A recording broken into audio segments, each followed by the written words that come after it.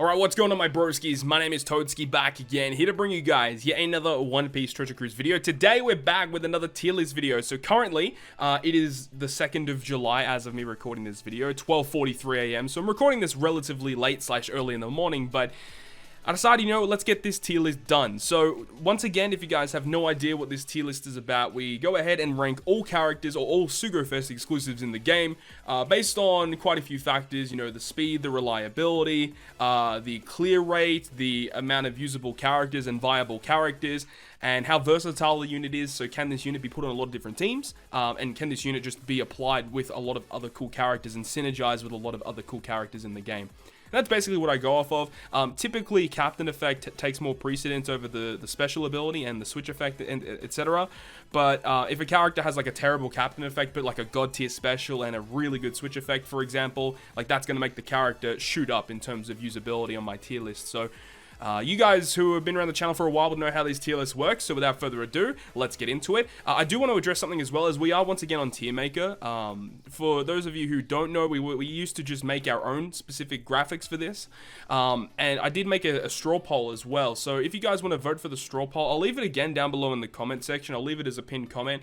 Do you prefer the older style tier list with the graphic, or do you prefer the Tier Maker tier lists? Personally, I think the Tier Maker tier list makes it easier to discuss characters as they come up, but the old style with the graphical interface also was really, really cool. So leave your opinions on the straw poll there. So let's get into it. We are going to be going through every single character in the game and ranking them how I see fit. And yes, we do have just a Met category, which is just a character that is not tier 4, like, basically. So let's get into it. Log Luffy, great support, but no. Marco, no. Fujitora, no. Blackbeard, no. Time Skip Luffy, no. Good support though. Whitebeard, no, but very good in PvP. When PvP rolls around, I'll likely make a tier list video just for PvP, in case if you guys are wondering about that. Boa, no. Sabo, no. Usopp, no.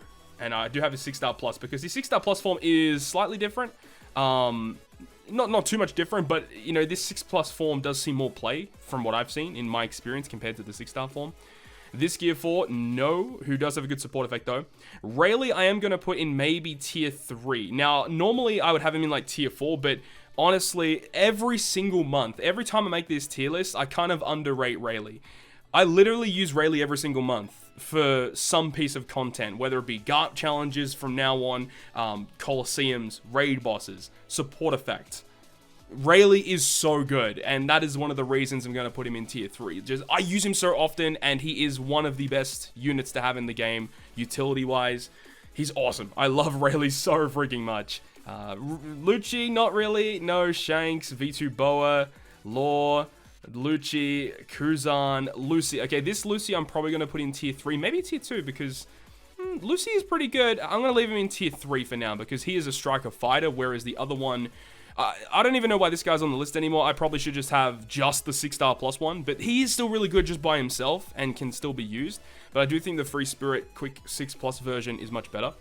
Ace, no. Judge, I'm going to leave in tier 4 because his Captain Effect isn't really used that much anymore, but he's got a really great special ability to give you an orb boost, 2 times orb boost to all characters, and he's got a really nice piece of utility where he removes 7 turns of bind, so that's pretty cool. I don't personally use him that often, but he's kind of there. He's a powerhouse-driven unit, so great class combinations, Psy unit. Not really much else to say. He's just a generically good sub for a lot of teams. Sengoku, no way. Hody Jones is pretty good, but he doesn't really see that much play for him to warrant being in tier 4 in my opinion. Nah, neither does Mihawk. V2 Rayleigh, I guess I'm going to put him in tier 4 because he actually has a really good special ability, especially if you're running a team that is able to maintain low HP thresholds. That special that he has is going to be great. As of me recording this video as well, just a few hours ago, we got the data download for V2 Rayleigh 6+. He's really, really cool. And I do think V2 Rayleigh 6+ will be bumped up just comparatively compared to this Rayleigh. But yeah, this Rayleigh is cool, but V1 Rayleigh is just better. Like, he sees way more usage compared to V2 Rayleigh though.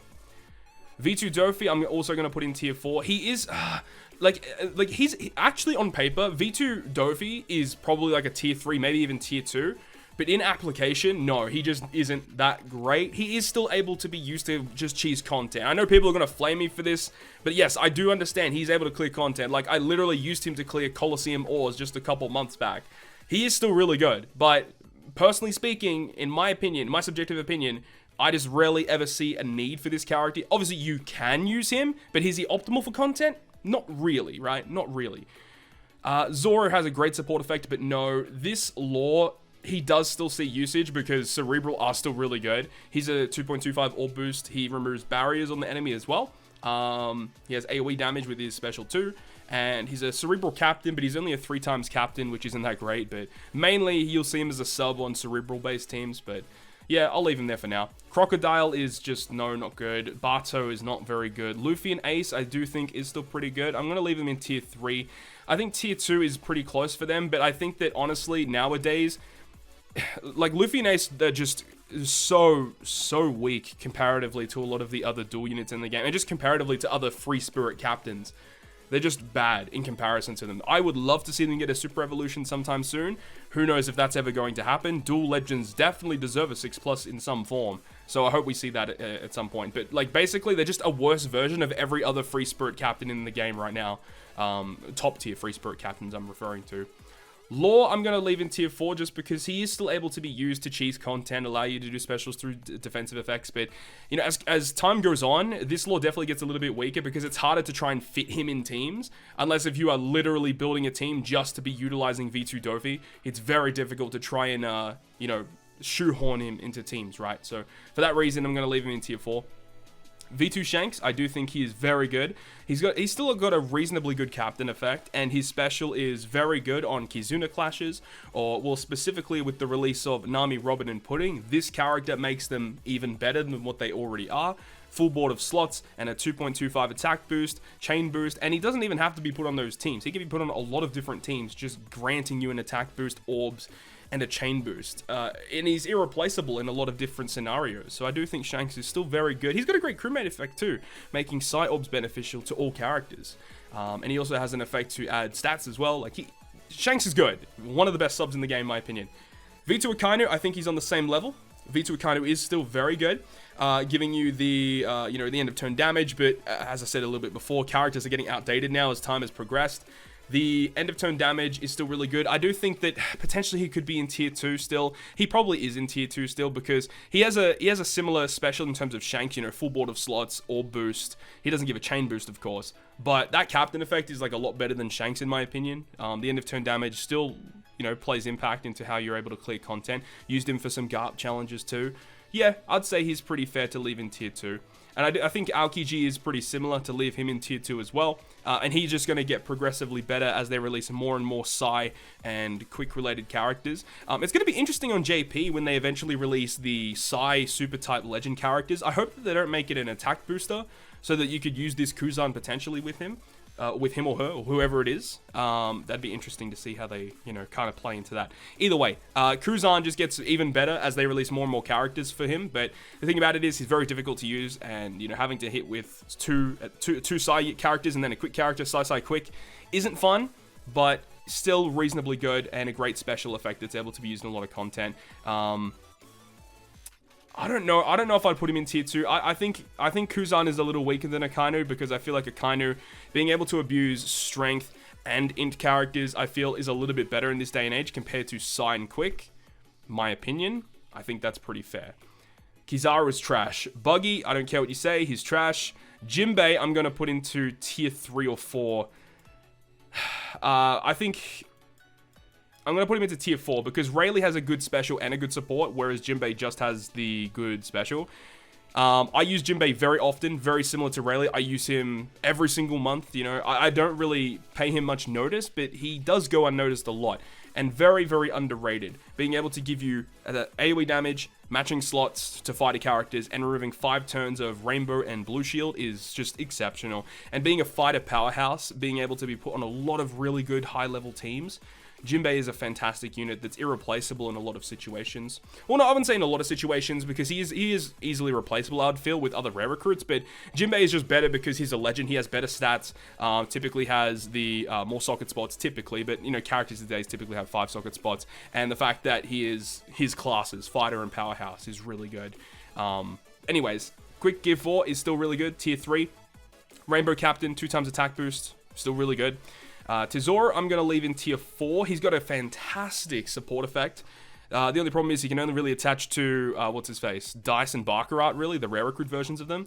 Tanaka's not very good, but still really good. You know, 4 matching slots and a 3.25 chain, 200k AoE. Yeah, he's still really good. Doesn't really see that much play now, but still very good.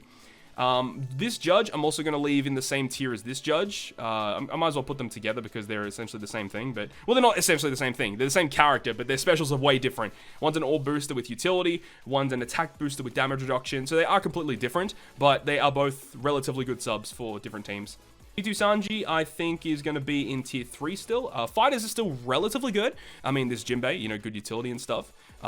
Sanji's still really good, but I feel like if you're running mono fighters, there's probably a lot of other better captains that you could opt for, but, you know, he is an option. Magellan, nope. Whitebeard and Marco, I'm going to put into tier 2. I think Whitebeard and Marco are very, very good still. I think a lot of people do undermine how good this character still is. I remember someone on my stream a couple of days ago was mentioning, you know, Whitebeard and Marco like heavily deserves a 6+. I would love to see him get a 6+, but I don't think he heavily deserves it. He is still really good, and he is extremely slow. I don't doubt that. He is very, very slow at clearing content, but he is able to clear content effectively. And the fact that he is a Rainbow Captain, you know, he makes Sign Int get more attack, but he is effectively a Rainbow Captain. Healing, and he's a great switch effect as well. A switch effect that, you know, guarantees you recovery slot, removes paralysis and special bind. It is a very, very powerful unit. Great classes as well. Sight and Int, fantastic.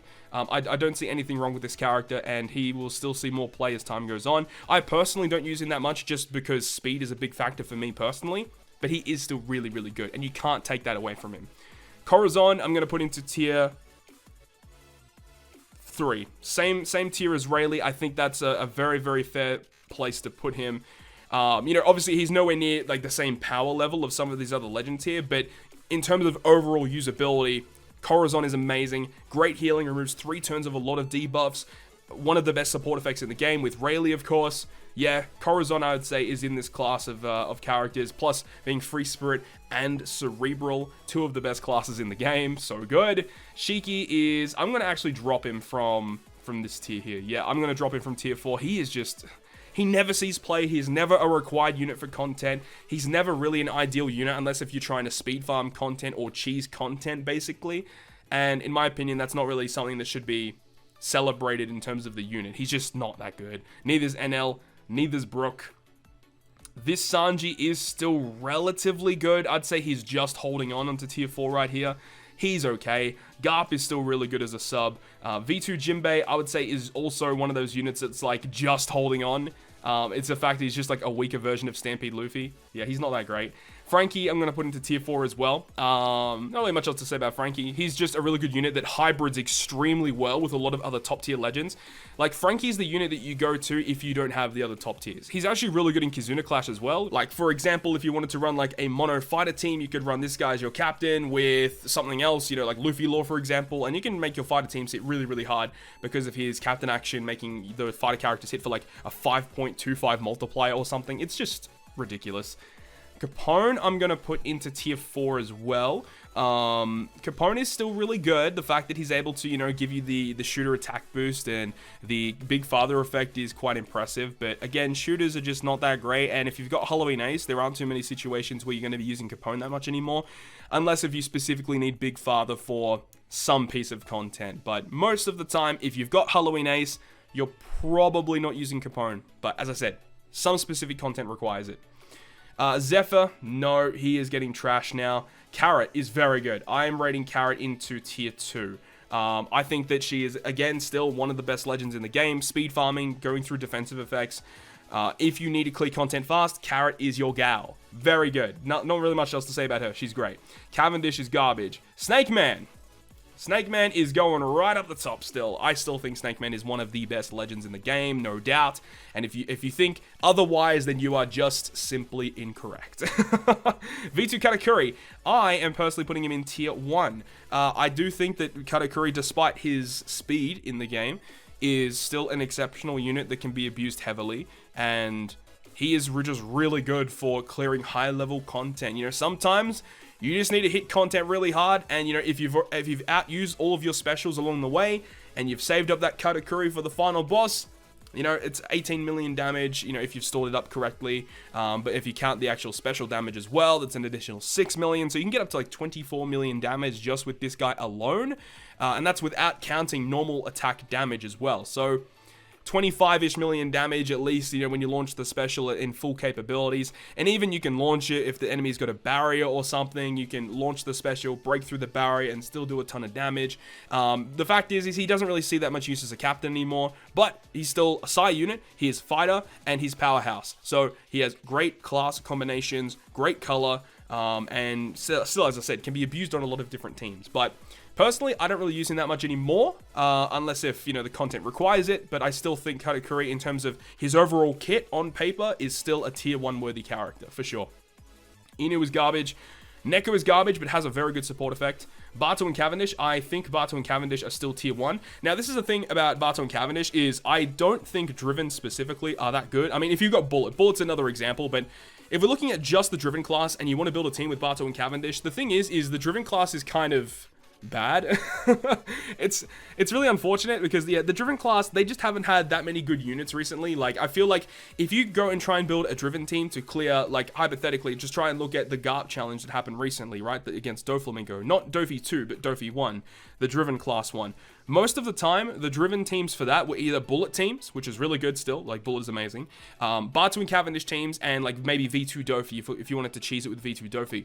But the thing is most of the subs for the Barton Cavendish and Dofi side of things, they use a lot of the characters from the Dofi batch and some relatively older free-to-play units. There aren't too many recent characters that are Driven that the Barton and Cavendish really abuse. And that's kind of unfortunate. I think that Driven do need a little bit more of a buff in the game. And it's kind of unfortunate because Barton and Cavendish, on paper, have a fantastic captain effect. They have a great special effect and one of, if not the best switch ability in the game. I don't know if it is the best switch effect in the game, but it's definitely like top 5 best switches in the game.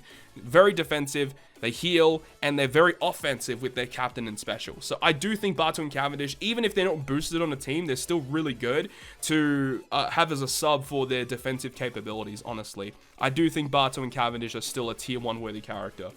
Jack, I'm going to put into tier 4 for now. I do think EXP memes are better than the buggy memes, personally. That's just me. I do like the fact that this guy synergizes well with some other characters like Colosseum Kid and stuff. Doesn't really see that much play anymore. You can abuse him as well with Bullet, for example. If the enemy reacts to a health cut, you can use the Bullet special prior to, use the Jack special to extend the duration of his end of turn damage buff and carry it into the next room. Obviously, it doesn't work all the time, but it is something you can look into. But I do think Jack is still pretty good. V2 Boa is garbage.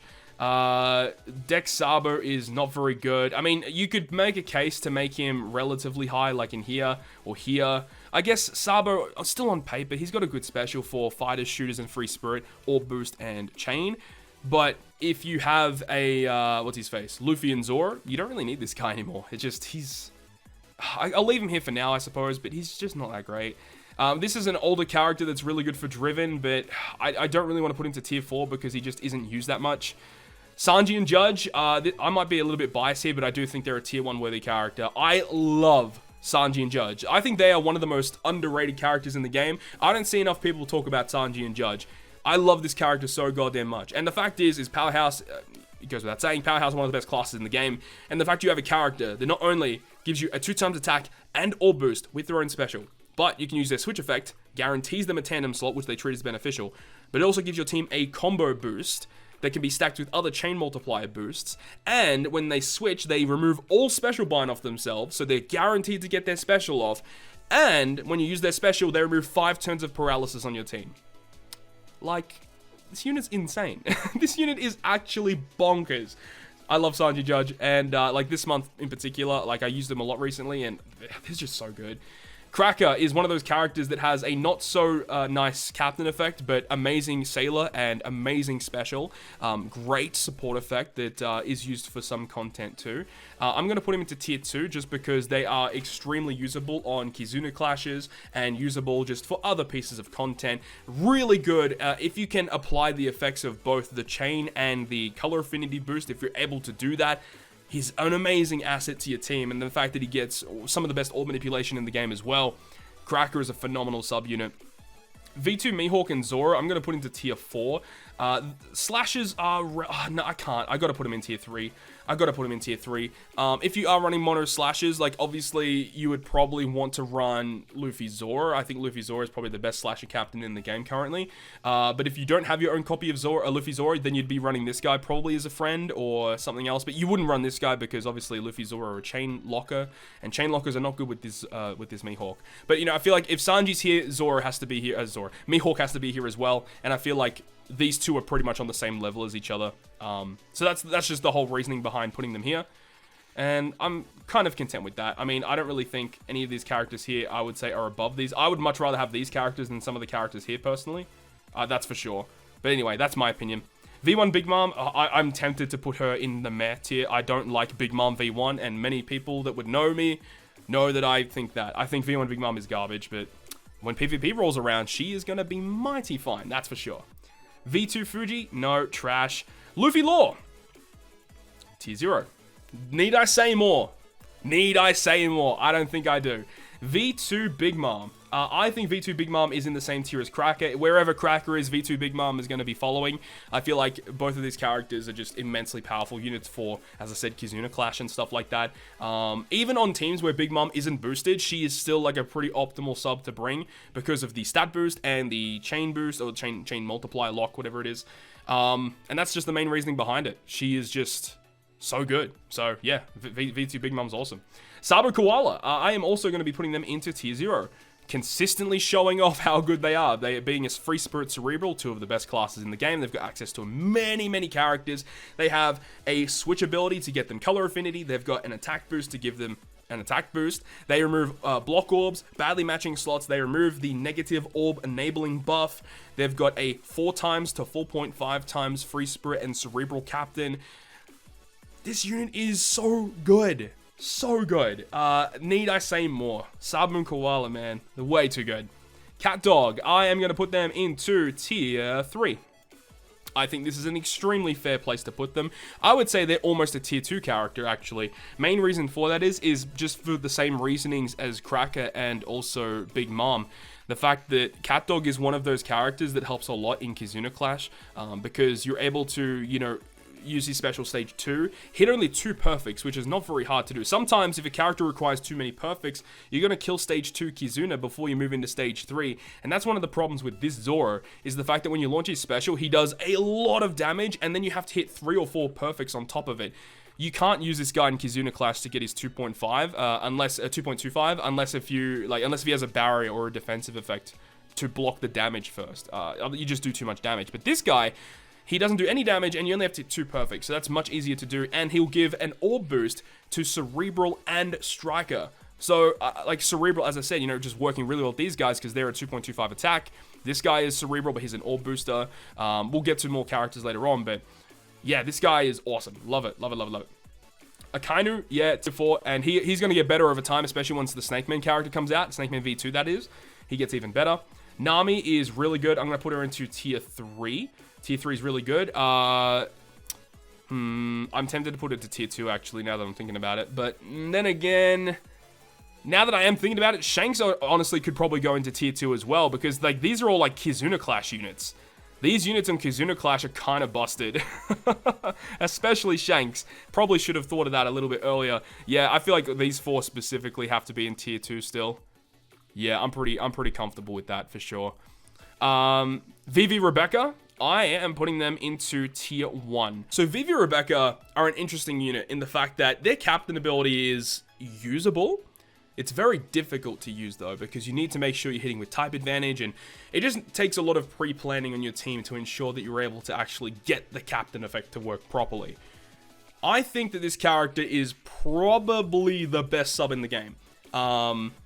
They have a special that can remove all turns of Rainbow and all turns of Blue Shield, 2 turns of a 2 times color affinity to Striker and Cerebral, and they have one of the best switch effects in the game, rivaling Barton Cavendish, to give you a 2.5 chain lock and a 2000 heal per turn, as well as changing strength and dex slots on Striker and Cerebral into matching.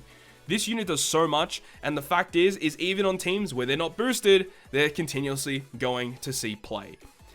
This character is so good. And if you think that Vivi and Rebecca is less than tier 1, then once again, you're incorrect and you should feel bad. Because this character is so good. Like, how many times have you seen 0 stamina clears or like the high level difficulty clears of content and Vivi Rebecca is a sub on that team? Like, I'd say a vast majority of the time, like 75% of the time, I see a really high level clear on GARP challenges or any other really hard content. Vivi Rebecca is going to be available on many of those teams. And Vivi Rebecca, I don't care what you say, they're tier 1, 100% tier 1. Mancherry and Shirahoshi, I think they are tier 4 worthy. They are still really good, but personally speaking, I don't really see them used that much. I personally don't use them that much. It's hard for me to put them above, because when you look at the characters above, I use nearly all of these characters more than Shirahoshi Mancherry. I mean, personally, I don't use V2 Sanji that much, but he is still really good. I use Rayleigh a lot more. I don't really use Luffy Ace that much anymore, but I do think that these characters are still better than Shirahoshi Mancherry, but Shirahoshi Mancherry do have their uses in content for sure. Don't disregard them. I'm not saying that they're awful, but I do think that they are considerably weaker compared to some of the other characters in the game. Just, I feel like they should have been able to do more. And like the fact that they're able to select certain debuffs to remove is cool and all, but the fact is you just don't need them in a lot of content. There is some content where they're really good for, but you don't need them a lot of the time. Regular Shirahoshi, I'm gonna skip out on that one. Stampede Luffy, he is going into tier 1. I absolutely adore this unit. This might be a little bit biased because I think some people might disagree here, but I do think that Stampede Luffy is one of the best legends in the game. I love the captain effect, and that's one of the main reasons why he's here. The ability to passively remove essentially all turns of paralysis and despair is just way too good.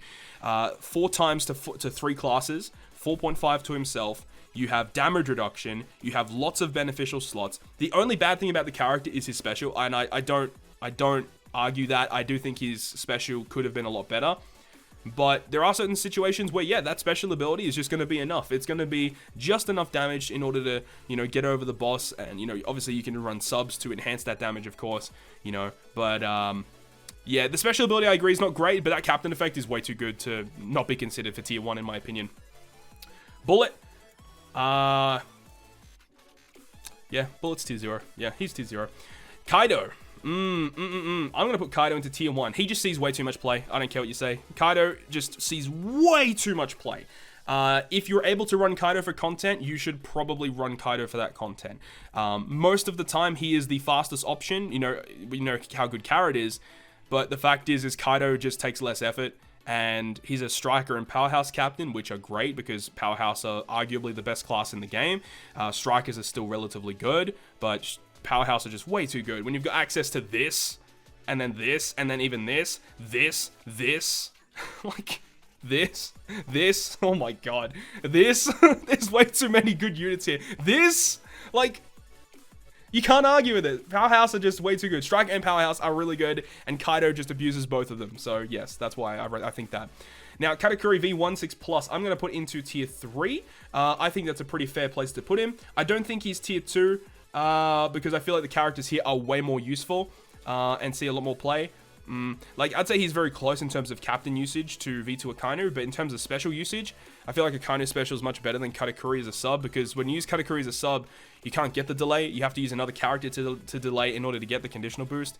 So he won't really see that much play as a sub. At least he gives you the beneficial slots and the tap timing bonus, which is good, but personally speaking, I never use him as a sub. I just don't see him being that useful. But as a captain, you know, if you're able to use Katakuri as a captain, typically he is a slower option, which does, you know, bump him down a little bit. And I am still a huge fan of the character. I still love to use him, and if I can use him, I typically will use him if I can. But objectively speaking, he's not as good as some of these characters up here, right? Just simply. Halloween Ace. I apologize in my previous tier list. Halloween Ace is easily a tier 1 character. It's just, I haven't had much time to play with the character. I definitely made a huge error in my previous tier list. Was it last tier list or the one before? I can't really remember. But I definitely made a big error there. Halloween Ace definitely deserves tier 1. Again, very similar captain effect of Luffy in the fact of the passive utility of removing special bind and special reverse. He is a fighter and a shooter captain, lots of HP, beneficial slots, 2.5 attack boosting special effect, removing bind, a great support effect as well, mind you. He is probably one of the better fighter captains in the game, and I guess that's the only bad thing about Ace that I don't like, is that he only supports fighters and shooters. If it was like shooters and or fighters and free spirit, that would be kind of broken, but either way, I do think that Ace is still really good, despite the fact that his captain effect in terms of who he boosts isn't overly great, but you can make it work for sure. Halloween Ace clears a lot of content, so yeah, he's pretty fair for that spot. Onami. I'm going to put Onami in tier 3 because she is a very powerful sub that, you know, can be used here and there. But the thing is, if the enemy has full immunity buffs, Onami is completely useless. I'm not even counting her captain effect. Her captain effect is pretty average. It's basically V2 Shanks, but a little bit better. But the thing is, if you're using V2 Shanks as a captain, I feel like he provides way more to your team compared to what Onami can possibly do to your team. That's just my personal opinion. Komurasaki. I think Komurasaki is the same tier as Onami, but I am actually going to put her into tier 2. This is a bias thing here. After using her for GARP challenges and for a couple of other pieces of content here and there, I do agree that Komurasaki is severely underrated. The fact that she heals with every perfect, she's a flat 4x to 2 colors, beneficial slots, healing after every perfect, I think I mentioned that, but the 20% damage reduction. When you're using her as a captain, you get a full board of slots with her special and a 2 times attack and all boost, so like Sanji Judge, but for quick and int instead. But obviously you get way more utility effects with Sanji Judge. Yeah, I think a lot of people are underrating Komurasaki. She's very, very good. Definitely pay attention to her. V2 Lucci 6 Plus. Nope. Chopper. I'm going to put Chopper into tier 2, I think. Obviously, just amazing utility, healing, shooter cerebral character, good captain effect for duping cotton candy, which we know is going to be useful in the future. I think tier 2 is a pretty fair spot for Legend Chopper. He will see a lot of play too, because a lot of people are going to be using him as a captain on farming Colosseums. He's good. Yeah, I do think he's good. Luffy and Zoro, I'm going to put into tier 1. I made the same points in my last tier list. I do think Luffy and Zoro are still really good. But the thing about him is they are only boosting free spirit and slashes. So having that restriction is a little bit annoying. But despite that, they have a very good utility-based switch effect. The Wano slots are completely busted. You know, up to a 2.75 orb boost and a chain lock as well. They've got a good captain effect as well. Like, they are good. They are really good. But do I think that they're better than these characters here or equal to these characters here? I don't personally think so, personally speaking. Sober Mask, on the other hand, I do think he is a better character than Luffy and Zoro. Way more flexible. The captain action is broken. The fact that you can use him as a sub as well to get a 2.5 rainbow attack boost. As a sub, he makes tandem beneficial to all characters, so you're guaranteed to get the full board of slots. Yeah, Sanji is nuts. Sober Mask is extremely good, and I do think he's better than pretty much all the characters here in terms of captain effect. Sub usage, he is still really good as well. He has a reasonably good support effect as well. Doesn't see that much play in terms of his support, but it's a good support effect nonetheless. So I think for all those reasons, he deserves to be in tier 0 for sure.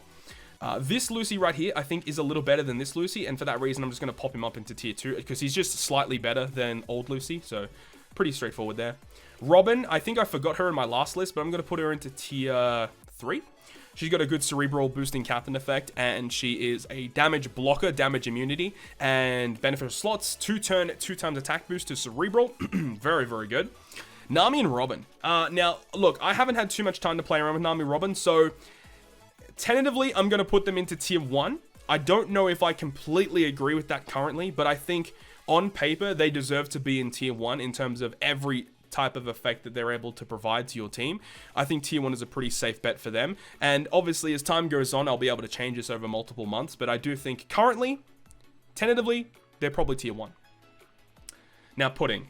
If you guys have been staying tuned for the channel, you guys would know I made a video about pudding.